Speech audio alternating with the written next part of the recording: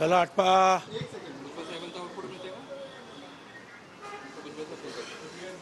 Role Maratha आरक्षण प्रश्नी आज विधेयक मांडण्यात येणार आहे. खरं तर 2018 मध्ये जो प्रयोग झाला तो पुन्हा होईल अशा पद्धतीची चर्चा आहे. आरक्षण टिकेल असं वाटतं तुम्हाला? नाही, आरक्षण टिकावं यासाठीच हे बिल तयार करण्यात आलेलं आहे आणि विशेषतः अनेक माजी हायकोर्टाचे न्यायमूर्ती यांनी याच्यामध्ये लक्ष घातलेलं आहे. त्याच्यामुळे अशी अपेक्षा आहे की त्यांनी या सर्व गोष्टींचा अभ्यास केला असेल.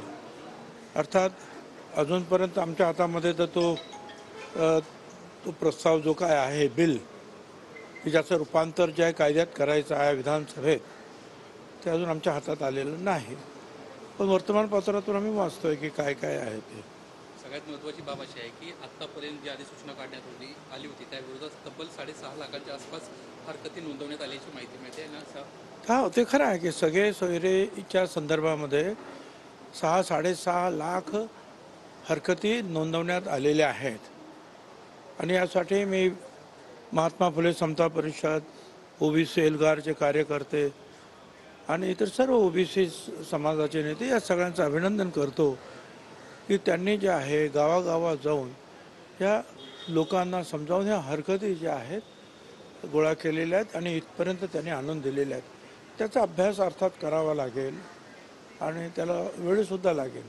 मला असं कळलं की मागचे 2 दिवस सुट्टी असताना सुद्धा अनेक कर्मचारी तिथे काम करत होते. तर आणखी किती दिवस लागतात माहीत नाही मला.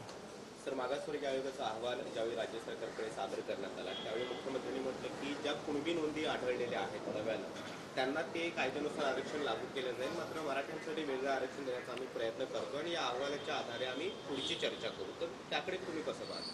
ते आता तिकडे मी हाऊसमध्ये सांगेन. मनोज जरांगेंचं असं म्हणणं आहे की कोणत्याही परिस्थितीमध्ये 50% आतच आरक्षण द्या, 50%ची मर्यादा न ओलांडता ओबीसीतून आरक्षण हवं. हो, मग ते जर करायचं असेल तर मग ॲक्ट कशाला करायचं?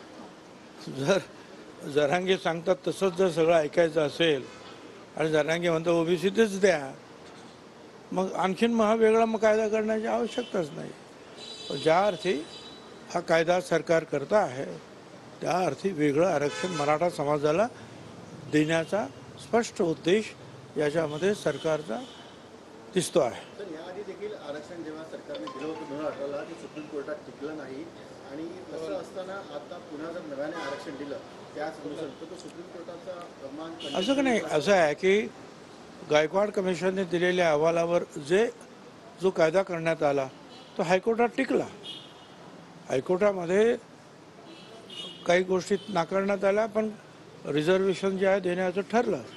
फक्त सुप्रीम कोर्टामध्ये काही त्रुटी आढळून आल्या, त्या दुरुस्त करण्याचा प्रयत्न जे आहे ते सगळ्या न्यायाधीशांनी मिळून केलेला आहे. त्यामुळे असं वाटतं की यातून जे आहे मार्ग निघेल. सर, समाजाची संख्या जी आहे ती जवळपास 27% असल्याचा अहवाल मागासवर्गीय आयोगाने दिलेला